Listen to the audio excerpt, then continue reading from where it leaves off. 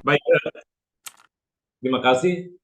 Seperti yang saya katakan, ini satu tema yang ditawarkan oleh panitia kepada saya, dan ya sejujurnya tema ini boleh dikatakan sudah cukup lama saya geluti, sekitar tahun 2011 atau 12, di mana saya memuat tulisan ini di jurnal filsafat Le Daleron, dan kebetulan waktu itu saya baru selesai dari pendidikan S2, lalu saya coba melihat satu tema yang menarik ini.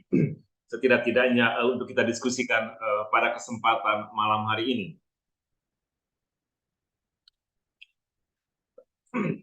Baik, saya memulai dengan sebuah ya pengantar yang saya kutip dari ya salah satu bait puisi dari Saint John of the Cross. I came into the unknown.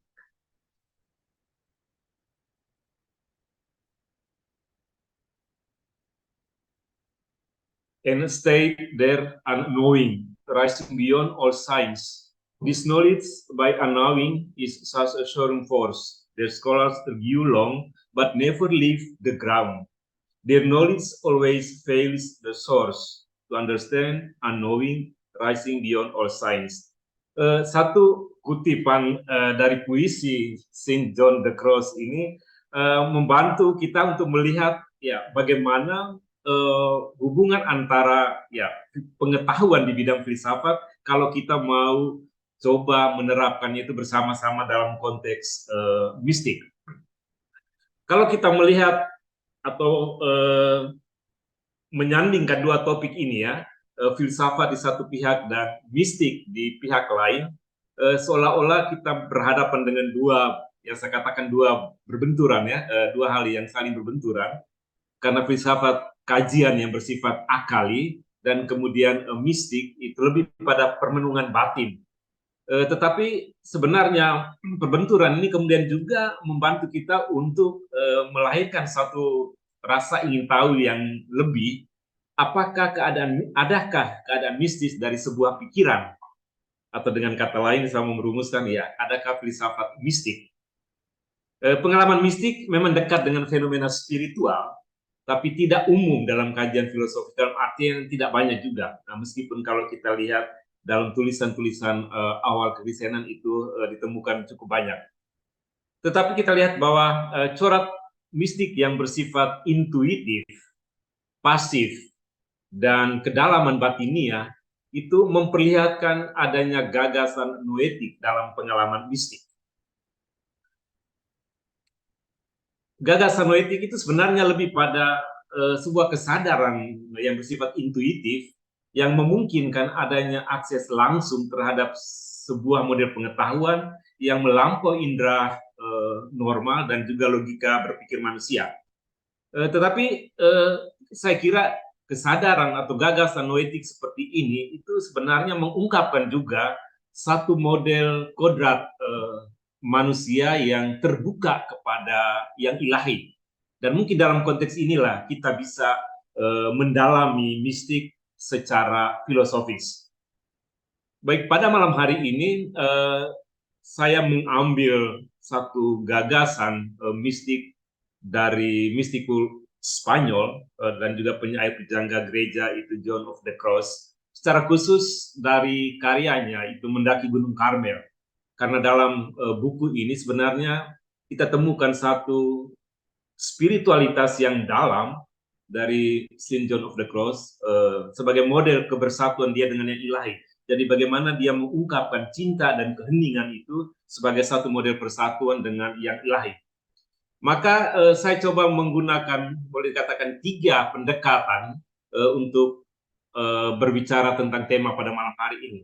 Tiga pendekatan pengalaman mistis secara filosofis, yaitu kajian empiris atas pengalaman religius dari William James, kemudian fenomenologi Edmund Husserl, lalu actus religius dari Max Scheler. Tujuannya adalah untuk membantu kita bisa menegaskan ya bahwa ada satu titik temu antara filsafat dan mistik, dan juga bahwa ada model pengetahuan dan pengalaman mistik yang keluar atau lahir dari gema cinta itu sendiri. Maka ada 3 pokok pembicaraan saya pada malam hari ini. Yang pertama itu fenomenologi pengalaman religius, lalu bagaimana pengalaman mistik John of the Cross, dan yang ketiga titik temu mistik dan pengalaman filosofis.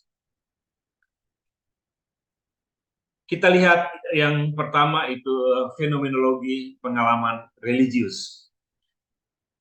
Seperti yang saya katakan, saya mengkaji fenomenologi pengalaman religius ini dalam 3 perspektif. Jadi dari William James, kemudian fenomenologi Husserl, dan dari Scheler. Umumnya kalau kita berbicara tentang pengalaman beragama atau pengalaman religius, itu juga ada satu anggapan tentang ya dasar beragama itu dari mana. Umumnya orang katakan bahwa ya itu agama itu kan juga datang dari orang luar yang kemudian dibawa kepada para penganutnya, lalu disampaikan lewat tradisi, lalu menjadi sebuah ajaran baku melalui kegiatan meniru. Dan kegiatan meniru yang bersifat baku ini kemudian lama-lama membentuk satu tindakan pada manusia.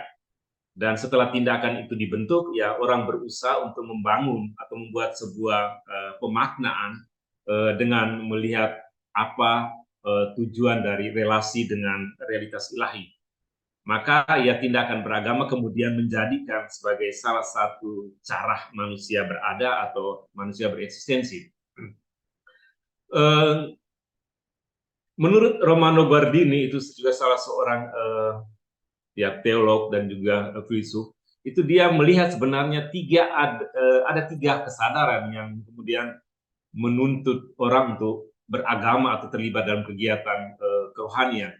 Itu fakta ketidakpastian keberadaan manusia, dan berhadapan dengan fakta ketidakpastian ini, manusia itu sendiri berusaha untuk mencari dan menemukan jawaban.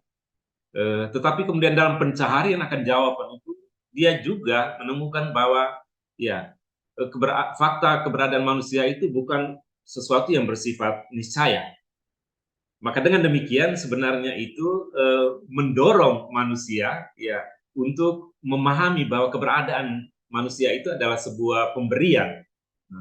Dan karena itu aspek atau cara manusia terbuka kepada yang ilahi itu hanya mungkin kalau adanya satu mode kesadaran yang bersifat reseptif, jadi sesuatu yang diberikan dari yang tak terbatas itu, atau mungkin kita dapat mengatakan dengan yang ilahi Allah.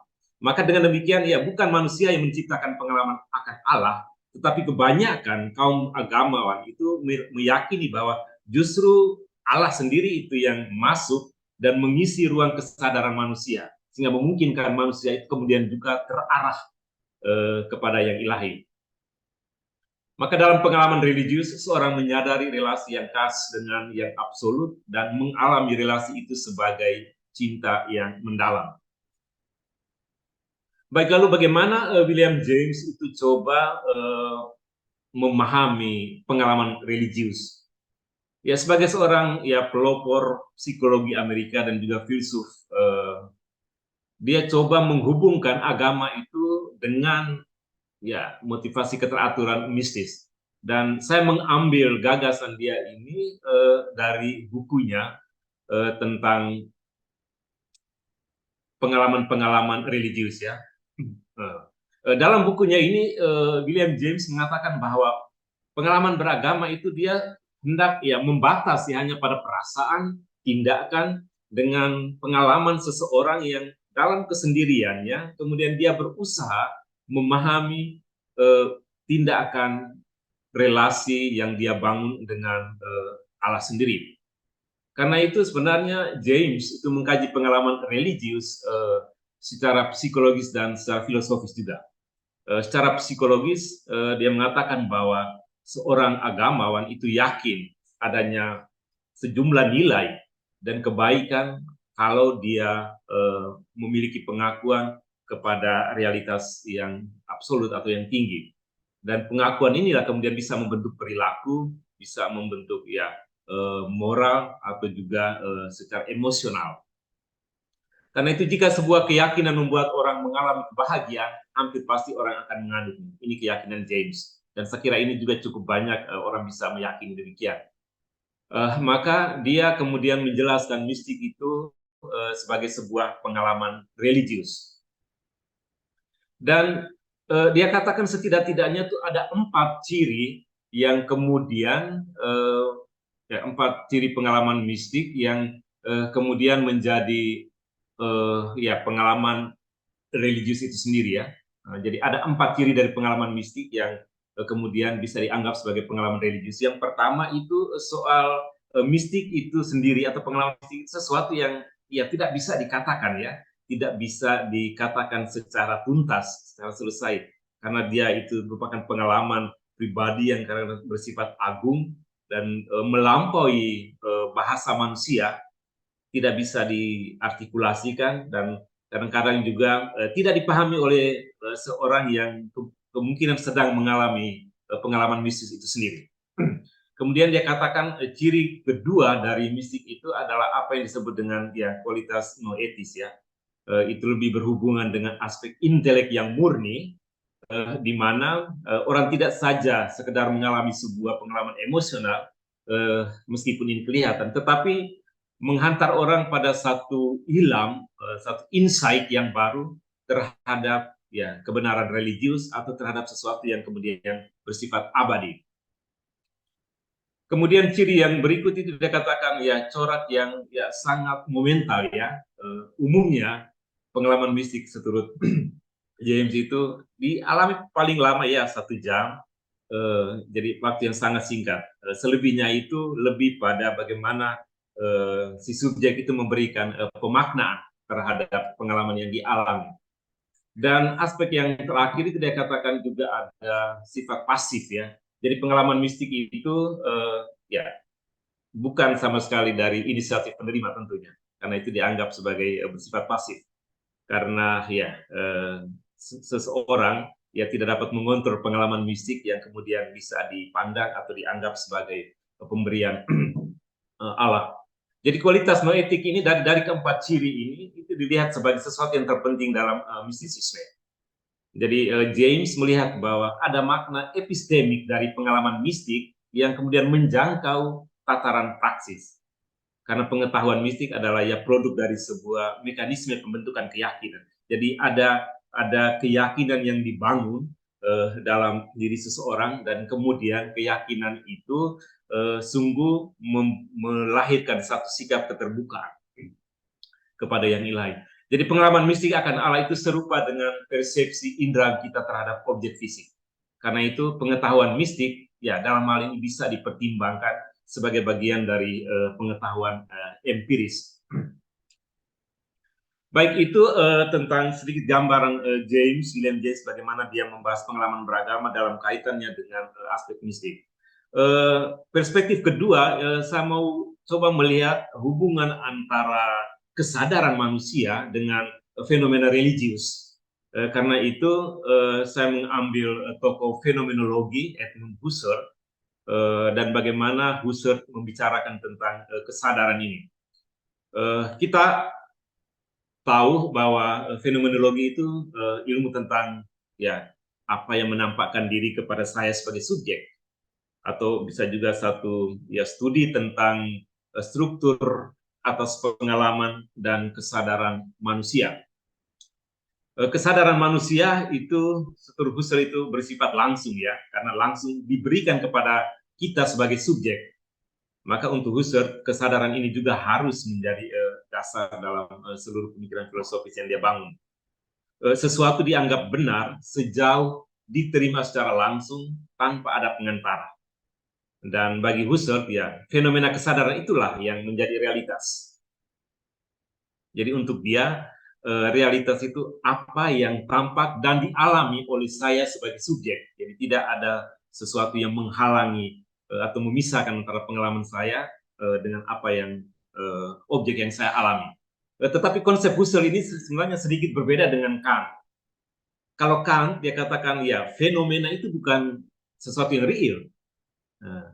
Kita hanya mengenal fenomena, itu fenomena dipahami sebagai hanya yang tampak bagi kita. Sesuatu yang real itu menurut Kant itu tidak kita kenal. Dan itu yang disebut dengan noumenon. Jadi yang kalau Husserl katakan fenomena itu sesuatu yang real, yang bersifat langsung, ya Kant katakan yang real itu kita tidak kenal. Jadi fenomena itu hanya membantu kita untuk mencari dan memahami apa yang ada di baliknya. Maka kalau Kant mengatakan fenomena itu sebagai tirai yang menyelubungi realitas yang ada di belakangnya, maka kita temukan bahwa dalam konsep Kant itu kesadaran manusia itu kurang lebih dia tertutup, terisolir dari realitas. Kalau dalam Husserl tadi itu kesadaran dia bersifat terbuka. Karena untuk Husserl itu kalau kesadaran itu selalu bersifat intensional ya. Kalau saya sadar ya selalu berarti sadar akan sesuatu. Jadi kesadaran saya sebagai manusia itu menangkap realitas secara langsung. Dan pengalaman kesadaran ini dianalisis dengan menggunakan tadi ide intensionalitas. Maka kalau mengatakan kesadaran bersifat intensional itu berarti mengatakan bahwa realitas menampakkan diri. Jadi dengan demikian ada hubungan ya antara intensionalitas dan fenomena. Baik, dalam fenomenologi Husserl itu kita temukan bahwa bagaimana dia membuat satu studi deskriptif tentang fenomena kesadaran. Jadi pengalaman kesadaran inilah sebagai tindakan yang kemudian dinamakan noesis. Jadi noesis itu kan sebenarnya tindakan kesadaran itu sendiri. Sedangkan apa yang kita sadari itu dia sebut dengan noem. Dengan menganalisis kesadaran yang bersifat intensional, Husserl itu mengungkapkan beragam model struktur kesadaran manusia, baik persepsi, memori, imajinasi, ekspresi, perasaan, dan lain-lain. Karena itu metode fenomenologi ini telah diaplikasikan bisa juga dalam berbagai pengalaman, termasuk ya estetis atau etis dan pengalaman religius itu sendiri. Baik, kemudian perspektif yang ketiga kita lihat bagaimana konsep Max Scheler tentang tindakan atau aktus religius. Menurut dia, objek tindakan religius itu adalah hakikat ilahi. Dan objek ini dialami manusia dalam dua ciri, sebagai yang absolut dan yang kudus. Berhadapan dengan corak absolut, itu manusia mengambil sikap pasrah. Dan menurut Scheler, ya sikap ini yang juga kita temukan dalam tindakan religius. Sedangkan corak yang kudus itu dipahami sebagai nilai yang tertinggi sekaligus ya objek dari tindakan religius yang personal. Yang kudus itu tidak dapat diasalkan kepada nilai jenis lain. Maka menurut Husserl, tugas fenomenologi itu adalah menganalisis sifat-sifat hakiki dari ilahi. Kita mempelajari atau belajar bagaimana yang ilahi itu bisa menampakkan diri. Atau kita juga bisa mengkaji bagaimana tindakan religius manusia untuk menerima penampakan dari ilahi dengan sikap iman atau kepercayaan. Tetapi untuk Scheler itu dia katakan bahwa setiap tindakan religius itu tidak bisa berasal hanya sekedar keinginan psikis ya. Jadi melawan anggapan dari misalnya Freud, dia katakan bahwa aktus religius itu tidak hanya sekedar keinginan atau kebutuhan psikis. Aktus religius juga tidak diasalkan dari salah satu pengalaman empiris atau aktus logis, etis dan estetis. Tapi untuk dia aktus religius itu bersifat transenden terhadap dunia. Jadi kalau dalam semua tindakan yang normal yang biasa itu kita mengarahkan diri kepada objek tertentu. Tetapi dalam sebuah pengalaman religius itu tindakan kita itu melampaui dunia. Ada satu bentuk transendensi. Yang kedua dia katakan hanya ilahi yang memenuhi intensi dari aktus religius manusia. Jadi seperti yang saya katakan sebelumnya, tindakan religius yang memungkinkan manusia bersifat transenden itu juga hanya mungkin kalau semacam ada gerakan dari yang ilahi itu sendiri. Sehingga Scheler itu mengutip Santo Agustinus, itu hati kami tetap gelisah sebelum kami beristirahat dalam dikau. Jadi mesti ada rahmat, mesti ada daya ilahi itu sendiri yang memungkinkan manusia terbuka kepada yang ilahi.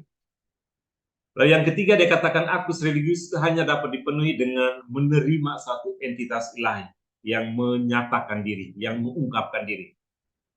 Jadi tindakan menerima kebenaran ilahi itu memungkinkan manusia melakukan tindakan yang bersifat religius. Baik, itu poin pertama. Kemudian bagaimana tiga dasar tadi, coba kita lihat pengalaman mistik dari Saint John of the Cross atau Yohanes dari Salib.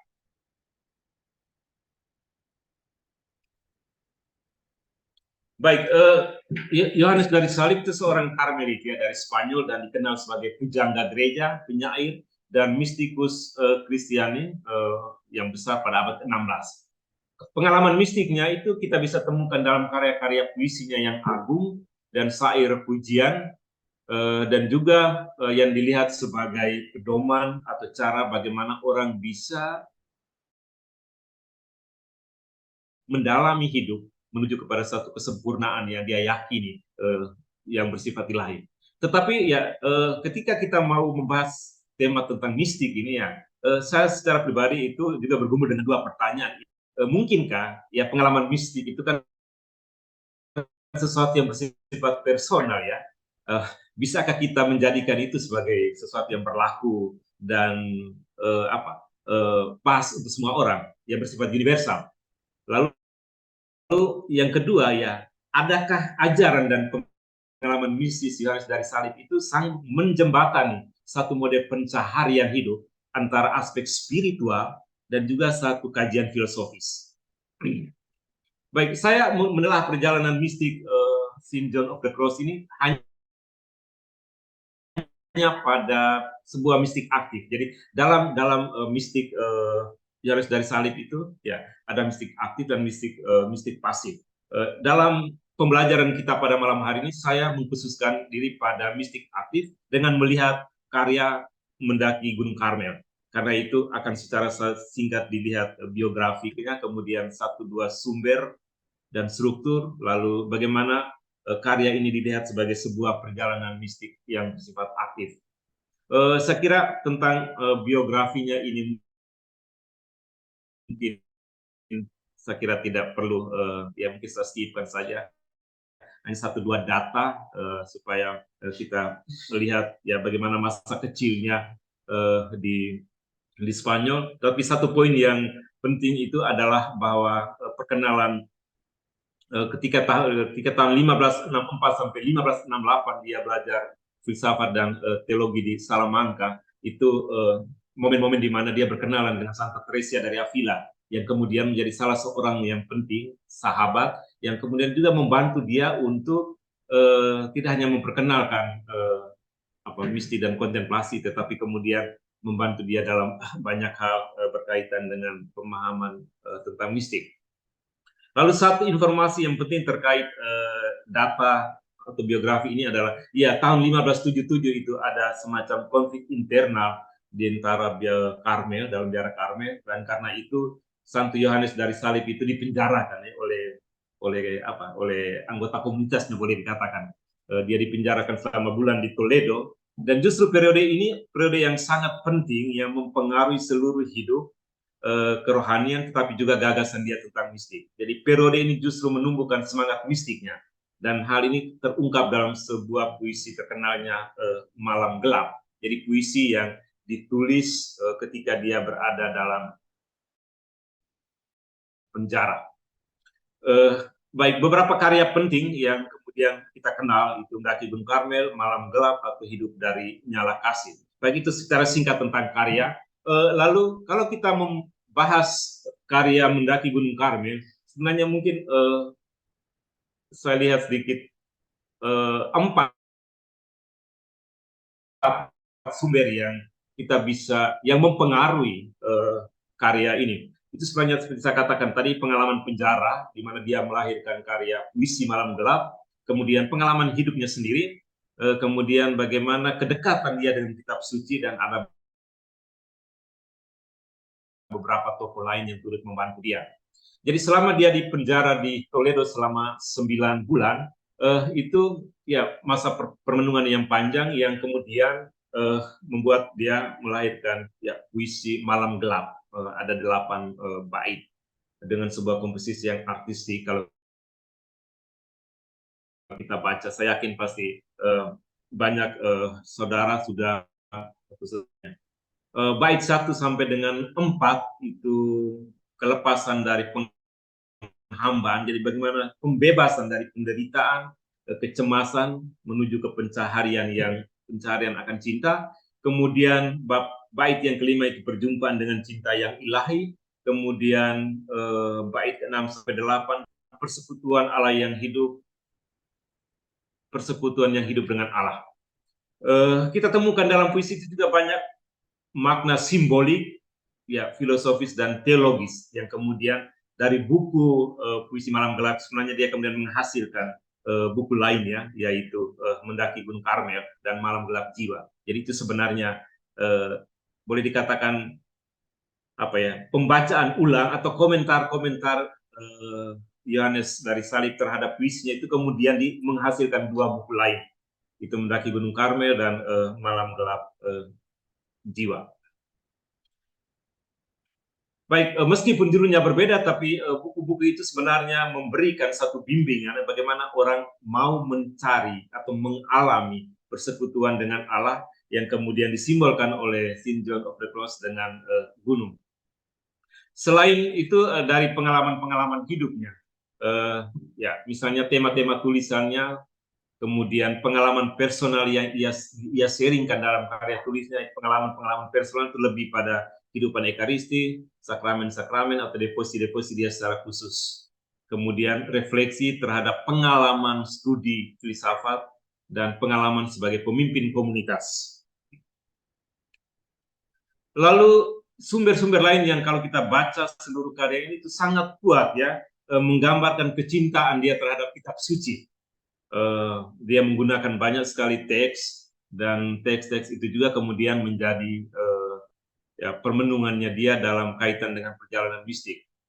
Misalnya ketika Musa mendaki di Sinai, atau juga kemudian tokoh-tokoh lain, tokoh Mazmur, Daud dalam Mazmur, sebagai usaha kerinduan untuk mencari dan menemukan Allah. Dan sejumlah tokoh lain kalau kita temukan itu sebenarnya dia juga sangat kuat dipengaruhi oleh ajaran ya Platon, Neoplatonisme, kemudian Santo Agustinus, ya Thomas Aquinas, Santa Teresa. Tapi saya tidak menguraikan secara khusus, tapi hanya sekedar memberikan gambaran tokoh-tokoh yang memberikan kontribusi yang sangat kuat dalam pemikiran tetapi juga pandangan mistiknya. Yang berikut itu, kalau kita melihat buku Mendaki Gunung ini ada 3 struktur dan 3 skema. Tapi menurut saya struktur ini kita bisa baca, tapi 3 skema yang penting itu saya langsung skip saja ke 3 skema penting itu. Pertama itu ya soal bagaimana dia menjelaskan ya malam pertama, yang adalah dia pahami sebagai aspek indrawi dari jiwa. Kemudian kedua itu malam kedua yang merupakan bagian spiritual. Kemudian ada sarana yang menghantar orang masuk dalam persekutuan dengan Allah, yaitu iman, harap, dan kasih. Sekarang kita lihat bagaimana mendaki Gunung Karmel itu dilihat sebagai sebuah perjalanan mistik. Sebelum masuk lebih lanjut melihat perjalanan mistik,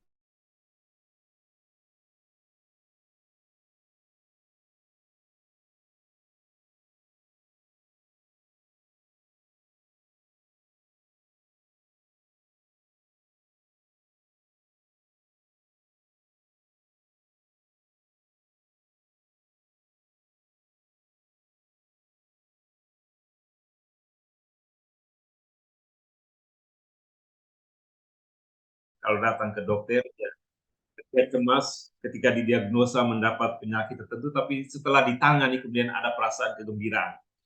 Kemudian malam spiritual itu dilihat sebagai kontemplasi mistik. 3 aspek esensial dari metafora malam sebenarnya itu, pertama itu kesadaran sebagai pendosa. Jadi pelbagai cara hidup yang menuntut orang untuk memenuhi keinginannya. Dan disitulah orang bertahan dengan keinginan yang dia mau, karena itu pencarian akan hal-hal yang positif itu melemah, dan karena itu dia bandingkan ya seperti orang yang membangun rumah di atas pasir.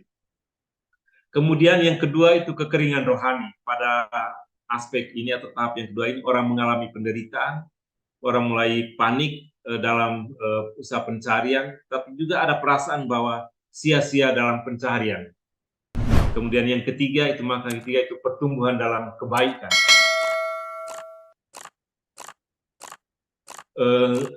Ya di situ ada pengetahuan akan Allah, dan Allah itu dipahami sebagai malam bagi kehidupan jiwa, atau ya Allah dia pahami juga sebagai kegelapan dalam hidup itu sendiri, tapi kegelapan yang terberkati, kegelapan di mana kita tidak mengetahui apapun tentang dia.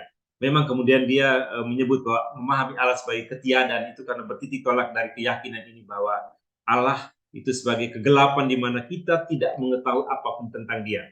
Maka konsekuensi dari pengetahuan akan Allah yang demikian, kita tidak dapat menerima satu gambaran apapun tentang Allah seperti yang kita harapkan atau seperti yang kita inginkan.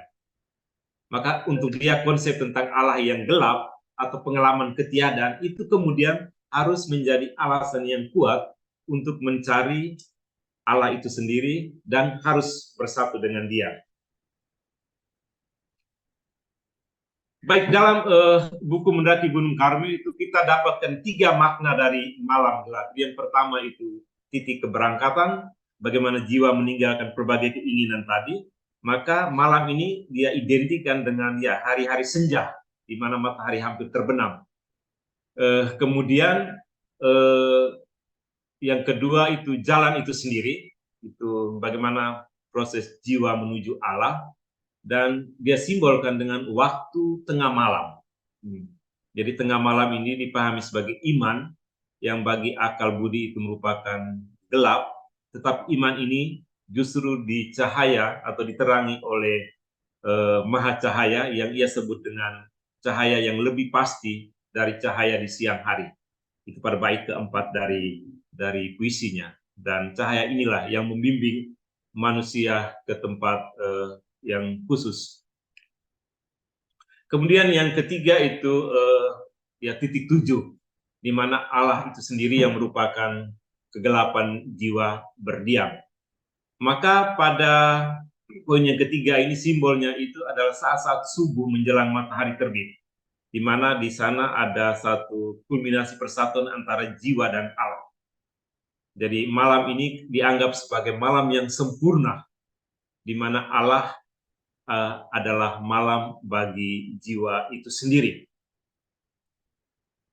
Baik, itu beberapa term yang bisa kita maknai dari malam. Kemudian kata berikut itu adalah gunung. Ya, gunung sebagai simbol kesempurnaan di mana Allah berdiam. Atau gunung bisa dipahami juga sebagai pernyataan dari rahmat dan kebijaksanaan yang hanya ada dalam Allah. Dan dari puncak ya Allah memanggil manusia untuk berjalan menuju ke tempat kediamannya. Jadi kita lihat di sini bahwa inisiatif yang kudus itu selalu datang dari Allah itu sendiri. Kemudian term yang ketiga itu jalan. Ada 3 jalan untuk mencapai kesempurnaan dalam buku Mendaki Gunung Karmel dari St. John of the Cross. Itu dia membaginya perjalanan di sebelah kiri itu dianggap sebagai perjalanan yang menyesatkan, di mana orang dihantar menuju ke kenikmatan duniawi yang kemudian bersifat sia-sia dan mengantar orang untuk berbalik dari jalan menuju kesempurnaan. Jalan di sebelah kiri atau jalan sesat ini juga dia pahami sebagai ya kelompok orang yang mungkin merasa bodoh atau tertutup dengan panggilan Allah untuk bersatu dan bersekutu dengannya. Lalu kedua itu perjalanan di sebelah kanan, itu jalan yang bersifat tidak sempurna, tetapi ya kelompok orang yang mengaku bahwa ada panggilan, tetapi dalam proses perjalanan itu kemudian banyak halangan atau orang tidak bertahan karena bisa saja dengan keinginan-keinginan lain yang membuat dia tidak bertahan. Karena itu dia membahasakan jalan ini sebagai berkelok-kelok, sulit dan melelahkan, kemudian orang menyimpang di tengah jalan. Dan yang ketiga itu jalan tengah, dia yakini sebagai jalan yang lurus tetapi bersifat sempit. Dan ini merupakan sebuah jalan yang tidak bersyarat terhadap panggilan personal Allah. Jalan ini adalah satu sikap di mana kerelaan orang untuk meninggalkan segala sesuatu dan mengutamakan kekosongan batin. Yang dia mengambil inspirasi ini dari Injil Matius bab 7 tentang bab 7 ayat 14 tentang jalan yang sempit. Baik, dari 3 simbol karakteristik mistik ini kita temukan bahwa dalam buku Mendaki Gunung Karmel itu tidak-tidaknya ada konsep tentang yang mistik yang bersifat ya teologis dogmatik yang didasarkan pada ajaran-ajaran teologis, kemudian ada mistik dengan dasar biblis, lalu ada sifat asketis. Mistik dengan teologi dogmatik, pendasaran pada teologi mati itu kita temukan misalnya ketika bagaimana dia menjelaskan tentang ya syarat-syarat untuk seseorang mendatangi Allah. Jadi ada persatuan cinta sebagai landasan perjalanan, kemudian ada kebajikan teologal seperti iman, harap, dan kasih sebagai satu dinamisme menuju pergerakan atau perjalanan dan persatuan itu. Kemudian yang ketiga itu Kristus itu sendiri sebagai ya cinta inkarnatoris yang merealisasikan perjalanan. Jadi dia mengambil ya dasar ya semacam teologi dogmatik dalam keyakinan agama Katolik khususnya sebagai pendasaran mistik itu sendiri. Kemudian tadi kita katakan bahwa dia orang yang sangat berminat terhadap kitab suci dan banyak teks yang digunakan. Maka dia juga memiliki satu sikap untuk mendasarkan aspek mistik itu pada teologi biblis, teologi yang berdasarkan kitab suci. Misalnya beberapa ajaran yang dia kembangkan, seperti yang saya katakan sebelumnya soal jalan tengah, jalan yang sempit ya, masuklah melalui jalan yang sempit karena itu jalan menuju kehidupan.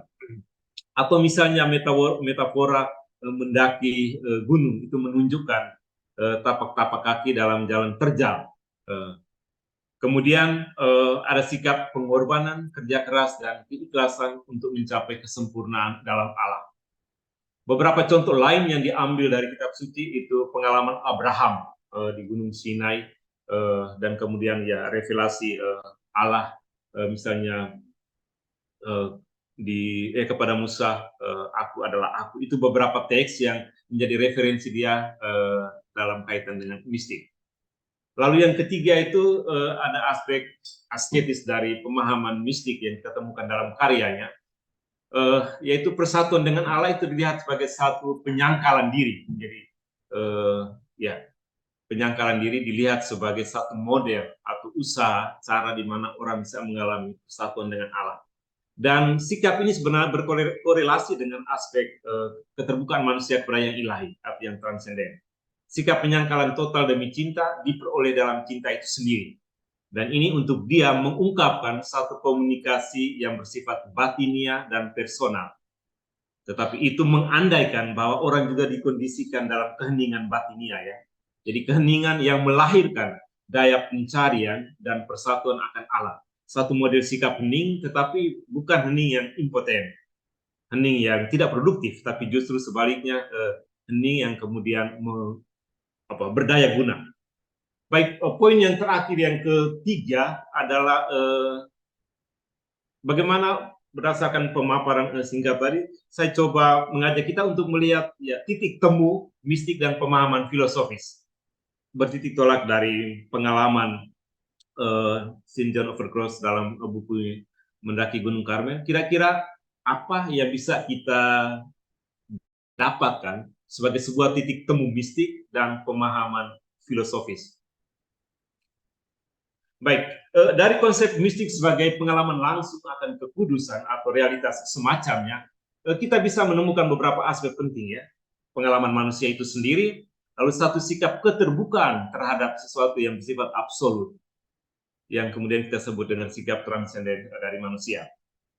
Aspek seperti ini saya kira kita temukan juga kalau kita membuat sebuah kajian filosofis. Jadi filsafat tidak pernah menghindari setiap bentuk pengalaman ya, tapi berusaha merefleksikannya bahkan kemudian melampaui pengalaman indrawi.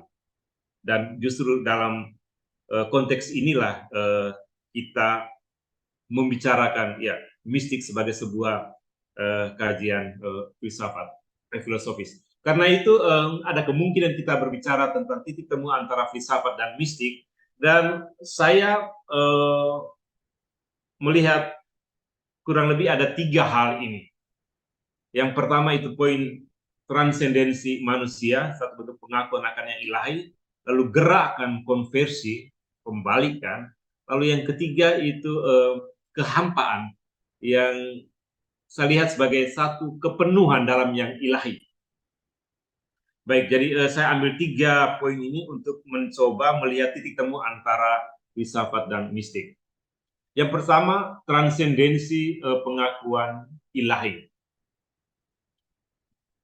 Ada seorang filsuf, Stanislaus Breton, itu dalam bukunya yang berjudul Filsafat dan Mistik, Eksistensi dan Super Eksistensi, dia katakan bahwa ya sebenarnya filsafat dan mistik itu adalah 2 bidang yang berbeda, tetapi sebenarnya tidak bertentangan. Dia katakan juga banyak kelompok atau orang-orang mistik seperti Kristen, dan saya kira juga di agama-agama lain, itu membuat satu ya refleksi yang sangat kuat ya tentang bagaimana kehidupan, pengalaman kerohanian itu kemudian pengalaman mistik itu kemudian bisa direfleksi dalam tataran filosofis. Jadi banyak mistik Kristen itu dipengaruhi oleh neoplatonisme dengan tema-tema seputar ya tentang praeksistensi, tentang eksistensi, tentang jiwa, tentang keheningan, tentang negasi diri atau penyangkalan terhadap diri. Ya, tema-tema ini didalami untuk menggali, mencari dan mengalami apa yang bersifat tak terbatas atau aspek infinitas atau yang absolut itu sendiri. Jadi mistik bisa dikatakan dia melanjutkan filsafat sampai batas penyelesaian walaupun tanpa mengatasi. Breton dia mengambil satu contoh, misalnya dalam kitab suci Katolik gitu ya, itu dalam Injil Yohanes. Itu dia katakan bahwa di situ yang disebut ya pada mulanya adalah sabda. Di situ Breton menegaskan bahwa secara ontologis bab pertama dari Injil Yohanes itu menghantar orang kepada gagasan tentang neoplatonisme, hingga bagaimana temukan juga gagasan-gagasan mistik dari Thomas Aquinas. Ketika menganalisis pernyataan dalam Injil Yohanes, itu dikatakan ini pada mulanya adalah sabda. Di sini ya Breton menjelaskan bahwa ya sabda ini adalah sabda yang ada. Jadi ada hubungan bahwa sabda itu sendiri dipahami sebagai yang ada, sesuatu yang eksis. Sedangkan waktu itu dipahami dalam bentuk imperfectum, di mana dalam waktu imperfectum ini dia menekankan satu masa atau durasi, yaitu masa masa tanpa masa atau waktu tanpa waktu, yang kemudian sebenarnya hendak mengungkapkan kekekalan atau sesuatu yang bersifat abadi. Selain Breton, kemudian ya mistikus lain Meister Eckhart, dia juga menganalisis misalnya naskah dalam Alkitab Perjanjian Lama di agama Kristen, itu kitab Keluaran namanya, itu pada bab 3 ayat 14, di sana dikatakan ya ego sum qui sum, aku adalah aku yang ada. Jadi ada 3 penegasan yang dapat direfleksikan dari ungkapan ini. Yang pertama, Allah itu adalah kesempurnaan abadi. Dan yang kedua, dengan daya kesempurnaan Allah mendesak manusia, mendorong manusia untuk berbalik kepadanya. Dan yang ketiga, pembalikan itu kemudian nyata dalam satu tindakan untuk berusaha mengambil keadaan istirahat. Jadi tinggal bersama dengan dia, atau dalam bahasa mistik itu mengalami persatuan dengan yang ilahi. Baik, refleksi Breton dan Eckhart ini juga kita bisa temukan dalam karya Yohanes dari Salib, di mana dia mengembangkan satu perjalanan mistik yang boleh dikatakan mistik filosofis untuk berdiam bersama Allah.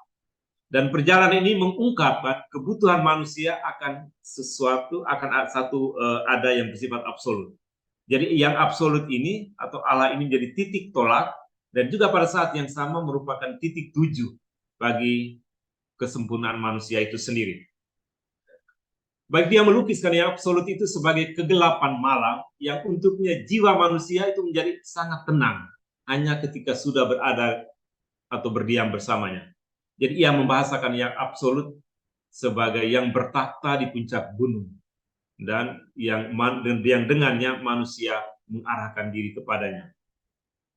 Kemudian yang kedua itu gerakan pembalikan. Baik, dalam filsafat Neoplatonisme itu realitas dia memahami, dia berbicara banyak tentang realitas indrawi yang dimaksudkan sebagai intelek, immortalitas, kebaikan atau kebaikan tertinggi. Keseluruhan gagasan ini sebenarnya terletak dalam adanya kesatuan dasaria, ya, tohen, yang kemudian mengawali setiap kejamakan. Jadi dari yang satu ini kemudian menghasilkan yang banyak. Maka yang satu dilihat sebagai sumber, asal, dan tujuan dari yang banyak. Yang satu atau yang esa memancarkan keberadaan. Jadi semacam ada proses emanasi, ya. Nah, dan dalam proses emanasi ini, dalam Neoplatonisme itu, ya, kita bisa dikatakan bahwa yang esa itu menjadi banyak. Jadi dari satu menghasilkan yang banyak, tetapi kemudian yang banyak itu juga berusaha untuk kembali ke kesatuan dari mana dia berasal. Maka ya kita temukan ada gerakan konversi dalam Neoplatonisme, dan justru persis ini yang kita bisa temukan dalam mistik Yohanes dari Salib. Jadi konversi itu bukannya sekedar sebuah gerakan pulang kepada sesuatu yang sebelumnya, semacam kita bernostalgia, tetapi satu bentuk revitalisasi diri dengan cara kembali kepada sumber, kepada prinsip yang memberi daya. Dan Yohanes dari Salib melukiskan konversi ini dalam 3 model jalan tadi, ya, di kiri, di kanan, dan di tengah. Dan keadaan tinggal bersama dengan Allah itu dia digambarkan dengan satu persatuan cinta di puncak gunung. Kalau dalam bait 8 itu dia melukiskan demikian, ya. Kulepaskan dan kulupakan diriku, membenamkan wajahku dalam kekasihku. Segalanya terhenti. Aku keluar dari diriku, meninggalkan segala perhatianku, terlupakan di antara bunga-bunga bakung. Baik, kemudian poin yang lain, poin terakhir itu soal bagaimana kehampaan sebagai kepenuhan dalam misteri ilahi. Jadi bagaimana kekosongan di hadapan Allah itu justru dilihat sebagai satu kepenuhan. Baik, dalam pengalaman mistik ada momen di mana orang mengalami kehampaan atau orang mengalami kekosongan. Tapi ya, apa kekosongan ini? Ya merupakan sebuah kenyataan. Bagi Yohanes dari Salib, ya, siara batin ke Gunung Karmel itu adalah sebuah perjalanan menuju puncak ketiadaan, yaitu Allah sendiri. Ya, tadi dia pahami Allah sebagai malam, tapi juga Allah sebagai, ya, ketiadaan itu sendiri. Jadi Allah adalah ketiadaan, ia eksis dalam ketiadaannya. Dan ya, manusia membangun relasi dengan Allah yang berada di luar jangkauan rasionalitas dan pengalaman indera. Dan itulah bagian dari apa yang dia pahami dengan Allah sebagai ketiadaan.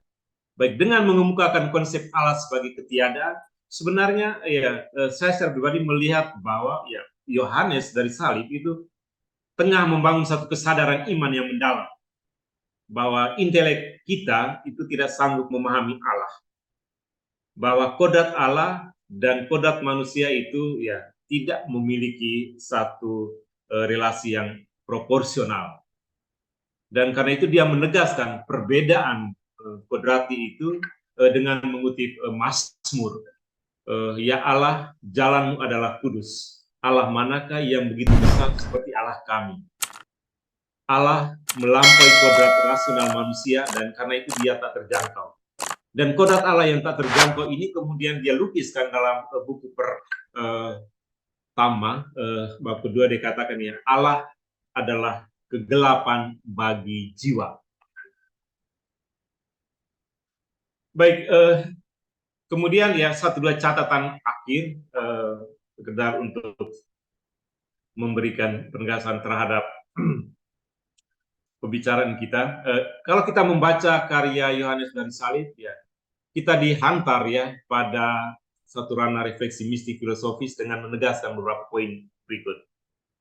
Yang pertama ya studi tentang mistik, teologi dan spiritual.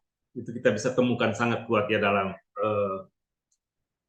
pengalaman mistik Yohanes dari salib. Tetapi karya Yohanes dari salib ini bisa juga dilihat sebagai satu bimbingan ya, bagi kaum beriman ya, satu guideline bagi orang yang hendak bertumbuh dalam kehidupan spiritual. Ia memperlihatkan jiwa sebagai jalan menuju kesempurnaan berkat cahaya ilahi. Aspek kedua, ya kecenderungan berpikir bahwa kehidupan mistik hanyalah diperuntukkan bagi kaum religius, secara khusus mereka yang tertarik atau berminat pada kontemplasi. Ya, saya kira itu tidak bisa, ya, satu itu tidak benar juga ya. Ya. Karena dengan karya-karyanya itu sebenarnya kita diundang untuk bagaimana memahami kehidupan mistik sebagai satu aspek penting dalam kehidupan beriman Kristiani. Tetapi juga poin lain itu adalah bahwa kita dibantu untuk melihat dan merefleksikan ya bagaimana pergulatan manusia terhadap sesuatu yang bersifat sikap keterbukaan kodrati manusia kepada yang ilahi yang kemudian tidak dijangkau oleh pengalaman indrawi. Kemudian poin yang terakhir yang juga mau saya tegaskan di sini adalah bahwa membaca karya Yohanes dari salib sebenarnya kita juga bisa menemukan ya semacam ada ya jembatan dalam ya sikap keterbukaan dalam satu model dialog interreligius, karena itu misalnya nyata dalam disiplin-disiplin ilmu lain, tetapi juga dari perspektif-perspektif mistik timur lainnya ya, ketika kita bicara tentang Hinduisme atau Buddhisme, saya kira kita akan menemukan juga aliran-aliran kebatinan yang membantu kita untuk merefleksikan pengalaman perjalanan hidup manusia yang mengungkapkan keterbukaan manusia, dan itulah saya kira corak transendensi dari manusia. Baik, saya kira mungkin hanya ini saja yang bisa saya sharekan pada kesempatan ini. Saya kembalikan ke